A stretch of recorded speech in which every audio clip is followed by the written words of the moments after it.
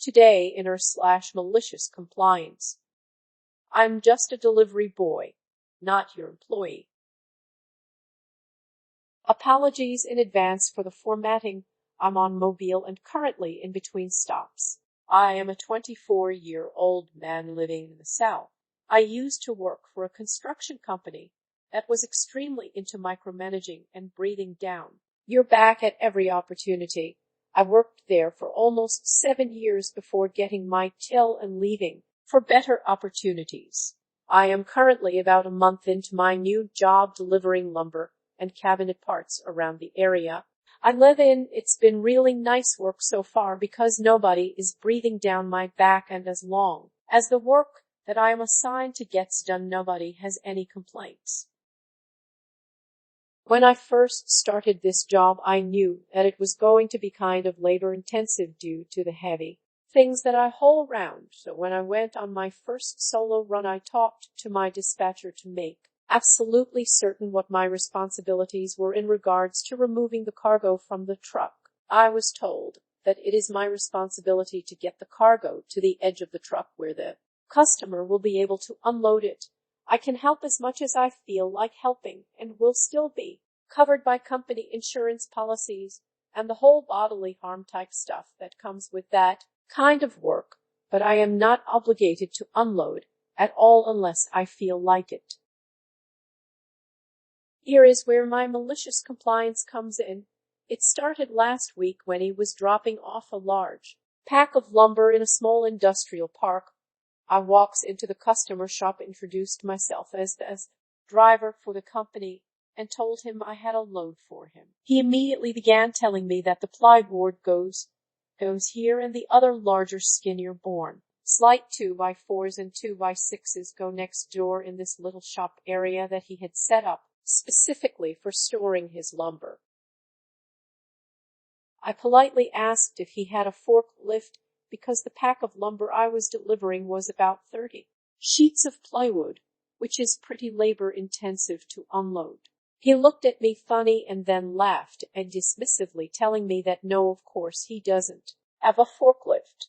Thankfully, one of the other people that operates out of this particular industrial complex was out and about on their forklift, and I politely asked him for his help unloading this customer's lumber, to which he agreed, and we got it all stacked up. She signed the paperwork, and I left not really thinking anything about it other than how rude the man was.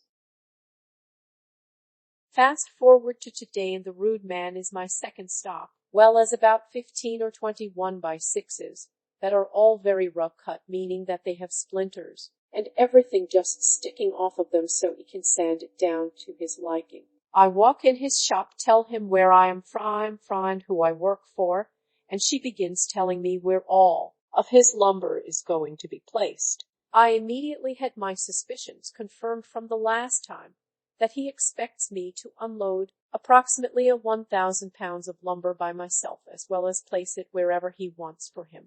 I decide to take a little walk around the industrial complex to see if I can find the guy with the forklift, and fortunately I do. This wonderful man helps me unload all of this lumber and set it down where the customer designates. The customer then asks me if I have snips to cut the metal bands finding the pack together with. I tell him no, I do not, so he grabs a pair from his shelf and cuts the band off. He then apologizes to the man that owns the forklift and tells him we shouldn't be needing him anymore, and then looks to me and says, "Boy, you know where it all goes." Now, I am perfectly fine with helping people unload if need be, especially if they're being nice to me. All this man has done is laugh derisively and demand things from me in the 20 minutes that I have ever been in his presence. I tell him, "Sir, I hate to be the one to have to tell you this, but it is not my responsibility to sort your lumber, nor is it my responsibility to unload it." The man gives me a confused yet angry look, like somebody that has had a dog turd fired at them out of a slingshot, and they haven't realized it's going to get them square in the face. He immediately turns hostile and tells me that I am the only driver that has ever refused to help him, and he will now be getting his deliveries on Wednesday instead of Friday. He then literally writes me a check and hands it over to me without ever even attempting to look me in the eyes. I asked him to let me clarify and then tell him that I have no problem helping people unload, but I will not unload such a large load by myself. He shoves the check into my hand, tells me, "Whatever, just go." I imagine I will be hearing about this later on after I get back to my shop. But honestly, I now cannot wait for Wednesday just to see the look on the man's face when he realizes that you stuck with me, and he to his horror may have to unload his lumber by himself for the first time in 20 years. Edit. Spelling mistakes and clarifying I'll follow on this after my next delivery with him. Edit 2. For those telling me to tell my supervisor, I just took him at the shop, and he says he is absolutely on my side, so I am not worried in the slightest. Edit 3.